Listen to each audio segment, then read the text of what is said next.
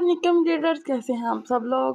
Novel یار دل برم اس قلم Raheela Khan, last episode 71 part 7۔ Novel شروع کرنے سے پہلے جلدی سے چینل کو سبسکرائب کر لیں تاکہ آپ اور بیل آئیکن کا بٹن پریس کر لیں تاکہ آپ کو ہماری ہر آنے والی نئی ویڈیو مل سکے۔ اگلے دن وہ تمام شمس و روشن تبریز، شائستہ، علی، افنان اور تابش ملک کو ایئرپورٹ تک چھوڑنے گئے تھے۔ خانم بھی نے ان کو دعاؤں کے ساتھ رخصت کرتے جلد آنے کی نصیحت کی تھی۔ فنکشن کے تیسرے دن بعد ہی انفال، نمرہ اور علی کے پیپرز شروع ہو چکے تھے۔ وہ تینوں پوری دلجوئی سے پیپرز کی تیاری کرتے نہایت اچھے طریقے سے پیپرز دے رہے تھے۔ اس دوران سماعت، بدر، فلک اور زرین نے انفال کو پیپر یاد کروانے اور کچھ ٹاپک سمجھانے میں خوب مدد کی تھی، جبکہ ماہد اس کے پیپر شروع ہونے سے ایک دن پہلے ہی انفال کو مل کر اس کے وجود پر اپنی شدتوں کے گہرے نشان چھوڑ کر اس کے پور کو اپنے لمس سے مہکا کر اس کی حالت بکھیرتا، اسے خیال رکھنے کی تاکید کرتا باقی سب سے ملتا اسلام آباد چلا گیا تھا۔ اس کی کچھ اہم میٹنگز تھیں جن کے لیے اسے UK جانا تھا۔ ویسے بھی انفال کے پیپرز تھے تو وہ اس کے آس پاس رہ کر اسے نروس نہیں کرنا چاہتا تھا، اس لیے جاتے ہوئے ان چاروں کو انفال کے پیپرز کی تیاری کروانے کا سختی سے حکم دے کر سیف، خاور اور ضمیر کے ساتھ ذمہ حشمت کی سیوا کا کام لگا کر چلا گیا تھا۔ سیف نے بھی اپنے سر کے ساتھ جانے کی خواہش ظاہر کی تھی، پر ماہد نے انکار کر دیا تھا کہ اسے اپنی بیوی رومانہ کے ساتھ کچھ وقت گزارنا چاہیے، جس پر سیف فقط سر ہلا کر رہ گیا۔ بڑی اور چھوٹی حویلی والوں کے تمام تر اختلافات اور ناچاکیاں اختتام کو پہنچی تھی کہ سب کے دلوں میں ایک دوسرے کے لیے بے پناہ محبت، عقیدت اور عزت و تکریم در آئی تھی۔ دونوں حویلیوں کے مکین ایک دوسرے پر جان مارتے تھے، ہر طرف خوشیوں کا سماں تھا، اور ان خوشیوں میں مزید اضافہ فلک اور زرین کی پریگننسی نے کیا تھا کہ بڑی حویلی والوں نے پورے علاقے اور خاندان میں مٹھائیاں بانٹی تھیں۔ بدر اور سمت کی خوشی ہی الگ تھی، وہ موقع ملتے ہی اپنی اپنی بیویوں سے چمٹنے کو بے تاب رہتے تھے، اور وہ دونوں اپنے شوہروں سے خائف ہوتی انفال کے کمرے میں گھسی رہتی تھیں، پر وہ بہانے سے ان کو کمروں میں بلا کر ہی دم لیتے تھے۔ ماہد نے 2-3 بار ان دونوں کو اسلام آباد بلایا تھا، پر وہ ماہد سے وقت مانگ لیتے کہ انہیں کچھ مزید دن اپنی بیویوں کے ساتھ گزارنے ہیں، اور اب تو ان کے پاس خاصا بہانہ تھا کہ وہ اپنی بیویوں کو اس حالت میں چھوڑ کر اسلام آباد نہیں آ سکتے۔ وہ ارسلان خان اور منان کی مدد کے لیے ادھر ہی رہیں گے، جبکہ ان کے بہانوں پر ماہد شدید تاؤ کھا کر رہ جاتا۔ وہ واپس آ کر ان کی سستی اور ہٹ دھرمی کو ختم کرنے کا ارادہ کر چکا تھا، جبکہ امریکہ میں موجود تبریز اور شائستہ نے کھل کر حل پر جی لیا تھا۔ جتنے سال تبریز اس سے دور رہا تھا، اتنے ہی دنوں اس کے قریب رہ کر بیتے دنوں کی تمام تلخ یادیں بھلا کر اسے اپنی محبت کی بارش میں بھگو کر اس کے سنگ ہر لمحہ جی رہا تھا۔ شائستہ بھول گئی تھی کہ کبھی تبریز اس سے دور بھی ہوا تھا، بلکہ ان کے ایک دوسرے کے لیے محبت مزید شدت اختیار کر گئی تھی، جبکہ علی اور افنان کی تو میں نے وہاں بھی جھنڈے گاڑے ہوئے تھے، تو دوسری جانب دمش اور روشنی بھی بھرپور انجوائے کر رہے تھے۔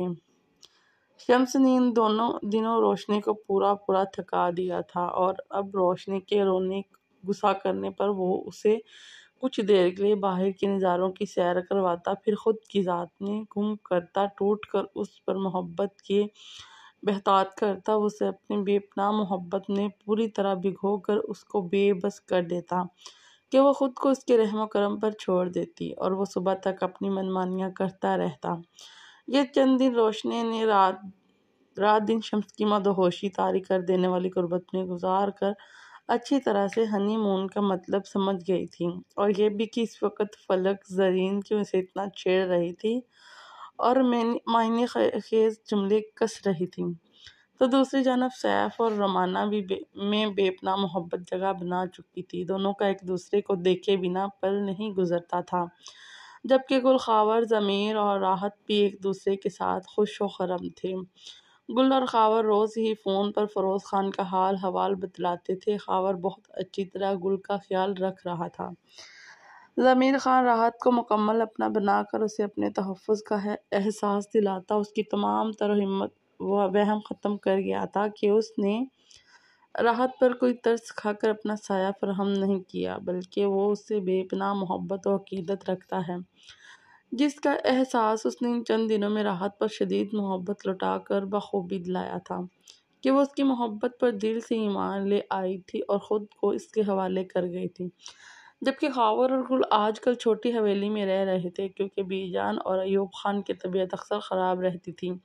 علی کے پیپرز تھے تو ایسی صورت میں وہ ان کا خیال رکھنے کے لیے وہاں رکے ہوئے تھے۔ آج انفال کا آخری پیپر تھا اور آج ہی مہاد ارسلان خان بھی واپس آ رہا تھا۔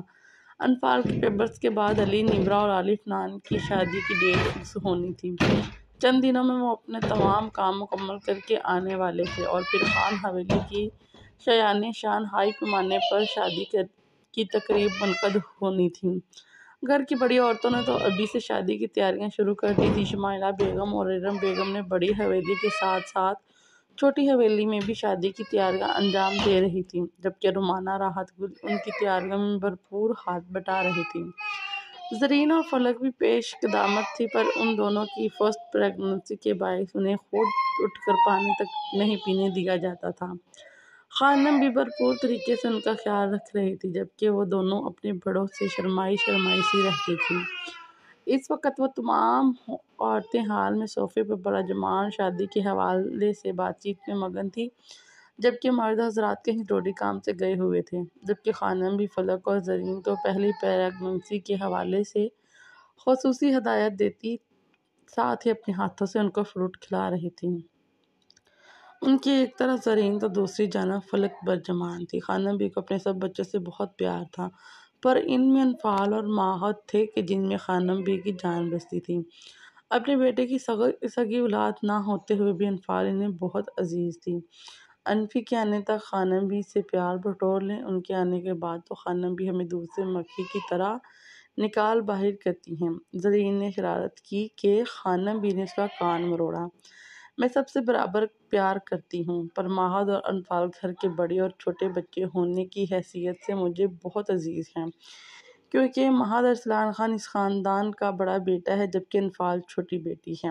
اس کے دم سے گھر میں رونق ہے، پر تم لوگ بھی کوئی کم نہیں ہو۔ تم سب میری اولاد، میرا قلب، میرا سکون ہو۔ تم سب کے دم سے میں ہوں۔ میرا وجود کا پور اپنی آنکھوں میں ٹھنڈک، اپنے بچوں کے لیے دعاگو ہوں۔ تم سب کی اپنی اپنی جگہ ہیں اور کوئی کسی کی جگہ نہیں لے سکتا۔ ہر ایک کی اپنی حیثیت اور مرتبہ ہے اور تم سب میرے دل میں ہو۔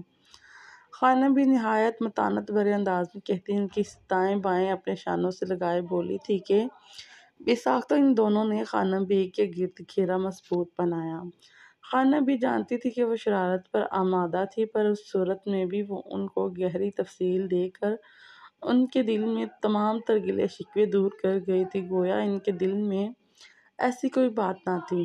پر خانم بھی نے مستقبل میں ہوئی ناچاکی سے ڈرتے اس سرے سے ہی ختم کر دیا تھا کہ جس کی بدولت ان کے بچوں میں جلن پیدا ہوتی۔ ہم جانتے ہیں خانم بھی، آپ ہم سب کو بہت پیار کرتی ہیں اور ہمیں بھی اپنی شرارتی سی پری بہت عزیز ہے۔ قسم سے جب سے اس کے پیپرز شروع ہوئے ہیں وہ اپنے کمرے میں بند رہی ہے تو گھر میں ذرا بھی مزہ نہیں آ رہا تھا۔ آج ہم سب مل کر خوب رونق لگائیں گی۔ میں نے صبح کہا تھا کہ واپسی پر علی، باور، نمرہ کو ساتھ لے آئے۔ زرین خوش نما لہجے میں بولی تھی، ہاں تو شادی والا گھر ہے، آج ہی سے گانے بجانے شروع کر دو۔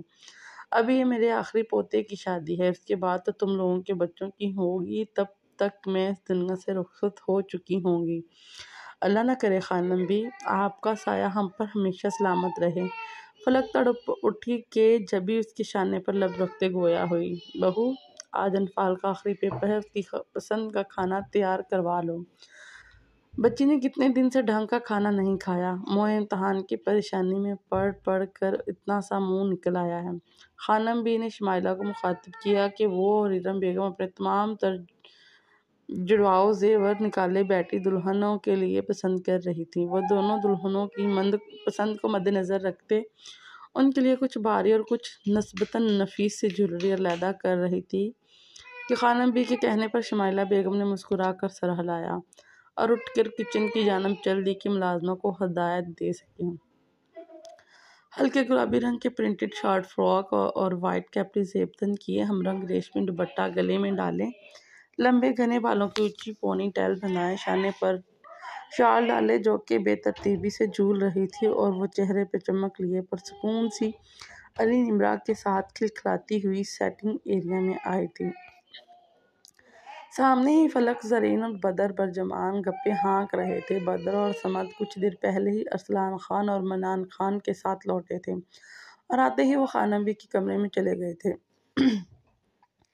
انفال خوشی سے فلک اور زرین کے گلے لگی تھی، تب تک ملازمہ بھی آ کر انفال اور نمرا سے ان کی چادریں لے چکی تھی، جبکہ علی بدر سے ملنے لگا تھا اور فلک نمرا سے مل رہی تھی۔ خانم بی کہاں ہے؟ انفال نے زرین سے پوچھا۔ اپنے کمرے میں، وہ کوئی ضروری بات، میں مل کر آتی ہوں۔ انفال نے اس کی بات کاٹ کر قدم کمرے کی جانب لیے۔ ارے انفال، رکو تو۔ ہڑبڑا کر ان تینوں نے انفال کو روکنا چاہا تھا، پر وہ سنی انسنی کرتی ان کے کمرے کی جانب بڑھی تھی۔ وہ لبوں پر دھیمی مسکراہٹ سجائے جیسے ہی ان کے کمرے کے دروازے کے قریب ہوئی تھی کہ ٹھٹک کر رکی۔ حشمت انفال سے ملنا چاہتا ہے، کمرے میں مردانہ بھاری آواز گونجی۔ اس کی خواہش ہے کہ مرنے سے پہلے وہ انفال کو دیکھنا چاہتا ہے، اس سے معافی مانگنا چاہتا ہے۔ کمرے سے آتی ارسلان خان کی آواز نے اسے رکنے پر مجبور کر دیا تھا کہ وہ دھڑکتے دل ہونک بنی ان کی باتیں سننے لگی۔ ہرگز نہیں، میں انفال کو اس سے نہیں ملنے دوں گی۔ اسے اس شخص سے بے خبر ہی رہنے دیں، یہی ہم سب کے لیے بہتر ہے، ورنہ انفال کو سنبھالنا مشکل ہو جائے گا، خانم بھی ذرا سخت لہجے میں بولی تھی، جبکہ دروازے کے باہر کھڑی وہ دم سادے پر سماعت بنی ان کی باتیں سن رہی تھی۔ حشمت کون تھا جو اس سے ملنا چاہتا تھا؟ کس کی آخری خواہش تھی؟ کس لیے معافی مانگنا چاہتا تھا؟ اور خانم بھی کیوں منع کر رہی تھی؟ اس کے ذہن میں مختلف سوالات کی بھرمار ہوئی تھی۔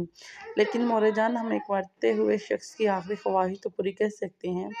آخر کو انفال اس کا خون ہے، بیٹی ہے اس کی۔ اب کی بار منان خان نے جاہل عارفانہ سے کام لیتے کہا تھا، جبکہ بند دروازے کی دوسری جانب کھڑی انفال کو یکدم جھٹکا سا لگا تھا۔ اس کے کان سائی سائی کرنے لگے تھے، یوں محسوس ہوا تھا جیسے کوئی دھماکہ ہوا ہو، یوں حویلی کی چھت اس کے سر پر آن گری تھی۔ اس کے قدم لڑکھڑا گئے تھے کہ بے ساختہ اس نے ڈور لاک پر ہاتھ رکھ کے خود کو گرنے سے بچایا تھا۔ دل کی دھڑکنیں کسی خوف و ہراس میں ڈوبے میں مدھم پڑتی جا رہی تھی۔ آخر کو انفال اس کا خون ہے، بیٹی ہے اس کی، بیٹی ہے اس کی جملے اس کے دماغ میں کسی کیل کی مانند لگتے اسے بے تحاشا ذہنی اذیت سے دوچار کر گیا تھا۔ اگر وہ حشمت کی بیٹی تھی تو شائستہ تبریز کون تھے؟ یکدم سے دماغ میں سوچ ابھری تھی کہ چہرہ لٹھے کی مانند سفید پڑ گیا تھا۔ وہ اندر جا کر ان سے استغفار کرنا چاہتی تھی، اپنے بارے میں پوچھنا چاہتی تھی کہ آخر کو کون تھی وہ، سچ کیا تھا۔ اس سے پہلے کہ وہ اندر جاتی کہ خانم بی کی غصے بھری آواز میں نکلے الفاظ اس کی ہستی ہلا گئے تھے۔ ہاں، خون ہے اس کا، ناجائز خون، پر اس کی پرورش ہم نے کی ہے، وہ ہماری بیٹی ہے، اس کی کچھ نہیں لگتی۔ اس کمظرف کو پتہ بھی نہیں تھا کہ اس کی نرمین کے ساتھ زبردستی کرنے کے بعد کوئی بیٹی بھی ہے۔ وہ تو اس خوش فہمی میں مبتلا تھا کہ انفال تبریز اور نرمین کی بیٹی ہے۔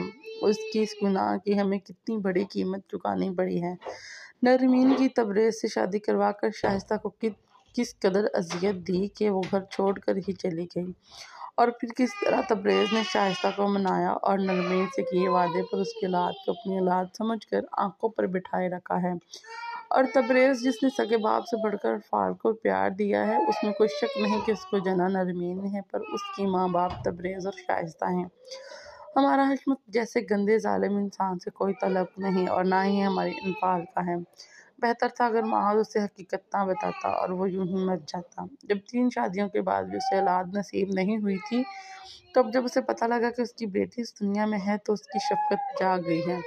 خانم بھی تڑپ کر گویا ہوئی تھی، جبکہ ساری حقیقت کا تدارک ہوتے ہی انفال سکتے کی حالت میں گری فرش پر بیٹھتی چلی گئی۔ وہ رو نہیں رہی تھی، وہ آنکھیں پھاڑے کسی غیر مرئی نقطے کو گھور رہی تھی، جبکہ آنکھوں سے خود بخود آنسو جاری ہوتے اس کے رخسار پر پھسلتے گود میں گر رہے تھے۔ وہ ایک ناجائز اولاد تھی، وہ کسی کی گناہ کی بدولت اس دنیا میں آئی تھی، وہ اس حویلی کی بیٹی نہیں تھی۔ تبریز اور شائستہ اس کے ماں باپ نہ تھے، وہ سارے اپنے دراصل اس کے اپنے نہ تھے، پر پھر بھی وہ اس کے لیے اپنوں سے بڑھ کر ثابت ہوئے تھے۔ اسے دکھ کھا کر گیا تھا کہ وہ اس حویلی کی بیٹی نہ تھی، وہ ایک ناجائز اولاد تھی۔ اس کا دل کرلا اٹھا تھا کہ وجود سے گویا سارا خون نچوڑ لیا گیا ہو۔ پل میں چہرہ زردی مائل ہوا تھا۔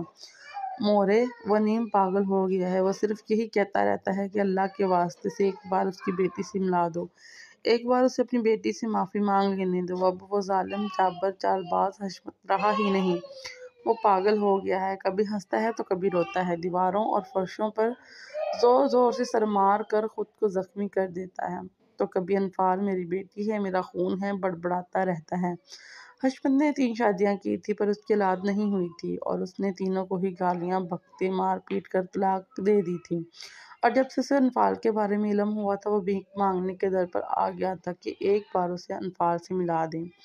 ماہر بیماور شمس خان نے اس کے پاگل ہونے کی وجہ سے اس پر تشدد روک دیا تھا کہ وہ اپنا بویا کاٹتا، اس کی حالت کو جا پہنچا تھا۔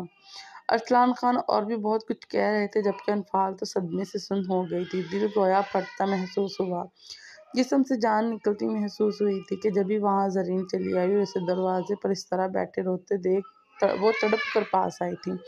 انو میری جان کیا ہوا؟ زرین پریشانی سے بولی، کیونکہ وہ جانتی تھی خانم بی کے کمرے میں وہ سب کس حوالے سے بات کر رہے تھے، اسی لیے تو اس نے انفال کو روکنا چاہا تھا، اور اب انفال کی حالت دیکھ وہ سمجھ چکی تھی کہ وہ اس بھیانک حقیقت سے واقف ہو چکی ہے۔ میں تو بابا جان کی بیٹی ہوں، مورے کی بیٹی ہوں، میں ناجائز نہیں ہوں نا اپی؟ انفال زرین کو دیکھ کر جھٹکے سے اس کے گلے لگتی بلک بلک کر روتی ہوئی بولی تھی، ہاں ہاں تم ہماری جان ہو انفال، تم زر چاچو اور شان چاچی کی بیٹی ہو۔ وہ اس کی حالت سمجھ کر پچکارتے اسے خود میں بیچتے بولی، نہیں نہیں میں نہیں ہوں آپ کی، میں کسی کا گندا خون ہوں، پتہ نہیں میں کون ہوں، کون میرا ہے۔ وہ پاگلوں کی طرح روتی الٹے سیدھے الفاظ بول رہی تھی کہ جبھی خانم بی اور باقی سب یکدم سے رونا اور چیخنا چلانا سن کر ہڑبڑی میں کمرے سے باہر آئے تھے کہ آگے انفال کو فرش پر بیٹھے زرین کے گلے روتا دیکھ کر وہ سب تڑپ اٹھے تھے۔ بیٹا انفال میری جان، سب کی پریشانی میں ڈوبی مختلف آوازیں گونجی تھیں، میں نہیں ہوں، میں گندی ہوں، میں گندا خون ہوں، میری ماں وہ ہے جنہیں میں اپنی خالہ سمجھتی نہیں، میرا باپ وہ ہے جسے میں آج تک ملی نہیں، میں بہت بری ہوں، میں خراب ہوں، میں مر جاؤں گی خانم بی۔ صبر نہیں گا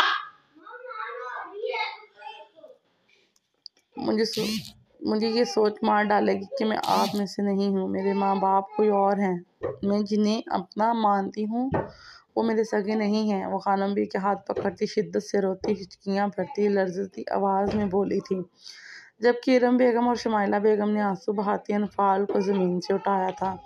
شور سن کر باقی سب بھی جمع ہو گئے تھے، میری بچی، میری جان، میری پیاری بیٹی، ہم تمہارے سگے ہیں، میں دادی ہوں تمہاری، یہ سب تمہارے اپنے ہیں، تم ہماری بیٹی ہو، میرے تبریز اور شائستہ کی بیٹی ہو، سب بھول جاؤ میرا بچہ۔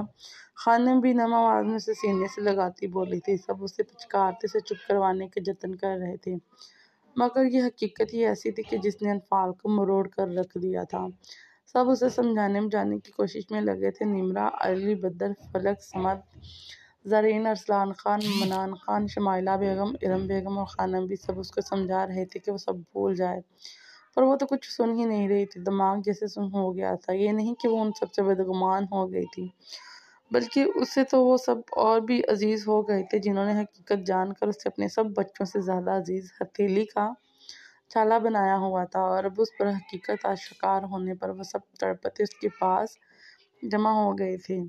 وہ ہر حال میں اس کے پاس تھے، اس کے ساتھ تھے، اگر وہ ان کی بیٹی ہوتی تب بھی یہی پیار ہوتا، اور اب بھی انہوں نے کوئی کسر نہیں چھوڑی تھی، پر انفال کے دل میں ہوک اٹھی تھی، یہ حقیقت اس کے دل و دماغ پر ایک گہرا اثر چھوڑ گئی تھی۔ انفی جلادنی، تم جلاد روپ میں اچھی لگتی ہو، اور دیکھو تمہارا ناک بہہ رہی ہے، علی نے جس انداز سے کہا تھا کہ شدت سے روتی انفال کے چہرے پر مسکراہٹ در آئی تھی، آنکھوں میں آنسو اور لبوں پر مسکراہٹ سجائے وہ اتنی پیاری لگی تھی کہ بے ساختہ شمائلہ انفال کے سانسنے سے خود بھیج کر اس کے ماتھے پر بوسہ دیا تھا۔ چپ کرو تم ڈبل روٹی کے ٹکڑے، میری بیٹی تو بہت اچھی ہے، بہت پیاری ہے، شمائلہ نے محبت سے چور آواز میں کہا تھا۔ سب باری باری اس کی دل جوئی کر رہے تھے، اور وہ فقط ان کی سن کر اپنے ذہن میں پیدا ہونے والی غلط فہمی کو خیر آباد کہہ چکی تھی۔ پر جو دل میں تھا وہ رہنا تھا، اور یہ بات وہ رہتی زندگی تک کبھی نہیں بھول سکتی تھی۔ البتہ انجان بن کر پہلے جیسی جی رہی تھی ویسا ممکن تھا، پر اس وقت درکار تھا۔ جب بھی وہ سب کے بیچ سے نکلتی ان کے روکنے کے باوجود اپنے پورشن کی سیڑھیاں چڑھنے لگی۔ نیمرا نے اس کے پیچھے جانا چاہا کہ خانم بی نے سب کو روک دیا کہ فی الحال اسے اکیلا چھوڑ دو۔ اتنی بڑی حقیقت پتہ لگنے کے بعد وہ اپنے حواسوں میں نہیں ہے، اسے کچھ وقت دو۔ وہ سوچ سکے کہ ہم نے اس سے پیار میں کوئی کمی کوتاہی نہیں برتی، اسے یہ سب قبول کرنے کے لیے اور دوبارہ پہلے جیسا ہونے کے لیے اکیلا چھوڑ دو۔ خانم بی نے سب کو روک کر سمجھایا اور وہ سر ہلا کر رہ گئے، جبکہ انفعال اپنے کمرے میں بند ہو گئی تھی۔ اس کے جاتے ہی وہ سب پریشانی سے لانج میں اپنی نشستوں پر پرجمان ماحوت کے غصے کے حوالے سے بات کر رہے تھے کہ جسے پتہ لگتے ہی اس کا غصہ انتہا کو پہنچ جانا تھا، کیونکہ اس نے انفعال کے سامنے حشمت کے متعلق کوئی بھی بات کرنے سے منع کیا تھا۔ وہ نہیں چاہتا تھا کہ انفعال کو اس کے بارے میں کچھ بھی پتہ چلے، اور اب جب وہ سب جان چکی تھی تو سب کو فکر لاحق ہو گئی تھی۔ جاری ہے۔ Thanks for watching video. Please must subscribe our channel, must like and comment please. شکریہ۔